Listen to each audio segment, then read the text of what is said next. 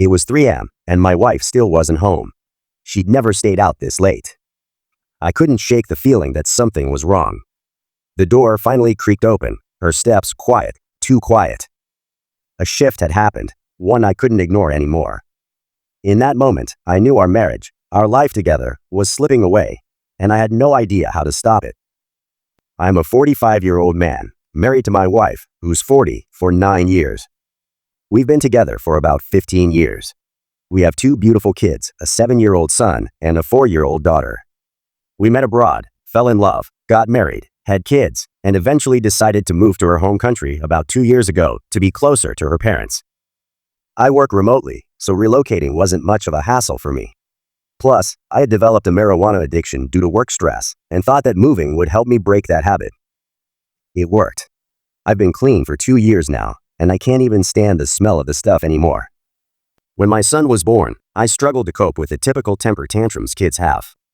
I regret to say I wasn't perfect. At times, I was a bit physical, not abusive or harmful, but I did hold him down on the floor to calm him during his angry outbursts. Looking back, it wasn't the right approach, and I've since learned how to handle things better. Now, I focus on talking to him and keeping everything non-physical. Moving to a new country where I didn't speak the language was tough. I've been learning, but I'm still not fluent enough to have meaningful conversations with people around me. This has left me feeling isolated. My wife, on the other hand, has a large social circle, so she doesn't share that sense of loneliness. For the most part, I'd say our marriage has been good, though after the kids came along, I admittedly became neglectful of her needs. Things started to shift last December. My wife had an operation while I was away with our son. A week or so after we returned, she started complaining of chest pains. Thinking it might be indigestion, I tried to help her, but she pushed me away, told me to leave her alone. Later that night, I checked on her, but she still didn't want my help. It turned out she had a severe chest infection, which she got treated. That's when her nights out became more frequent. She's always enjoyed meeting up with friends in the evenings, but by January, she was staying out later than ever. One night, she didn't come home until 3 a.m. That alarmed me. She had never done that before. My suspicion grew when I found out she'd been spending time with a married man who was having trouble in his own marriage. I became paranoid. I checked her phone, tracked her movements, the whole suspicious partner routine. And I discovered that she had been going to the car park of this man's workplace. Then, I found out they had been making out in his car. That hit me hard.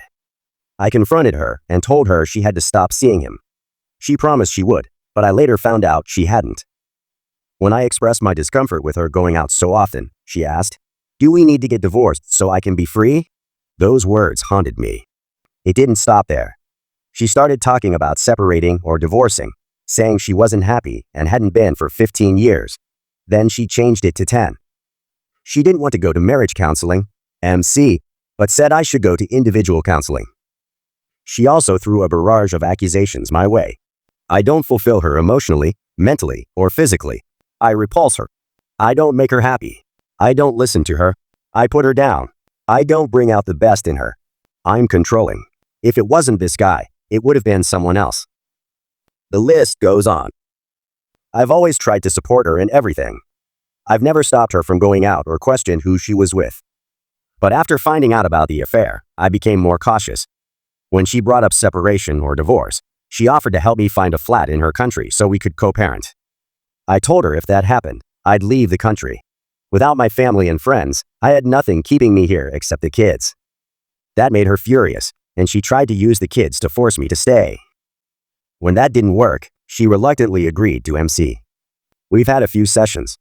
I've been working on my issues, and apparently I've been too dependent on her, though I don't see it that way.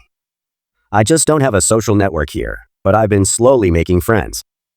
I know I've been neglectful, but if she was that unhappy, she should have left the marriage instead of having an affair. She shows no remorse for her actions and doesn't want to work on our relationship. I think she expected MC to force me to stay in her country, but the counselor told her it's ultimately my choice. I don't want to leave my kids, but the constant barrage of verbal and emotional abuse is wearing me down. My self-esteem is shattered, and I'm sure she's still in contact with the guy, though she denies it. In our third MC session, she said she'd feel better if I didn't sleep in the same bed, so now I'm on the sofa. After the last session, She suggested I set up a bed in my office, signaling that this might not be temporary.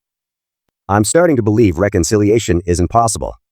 I've reached out to a lawyer to understand my rights. I'm okay with her keeping the house in her country because we have another property we rent out in my country. I could just move there. People have told me to stay here, for the kids, but I can't see myself being happy here, and that unhappiness would affect them.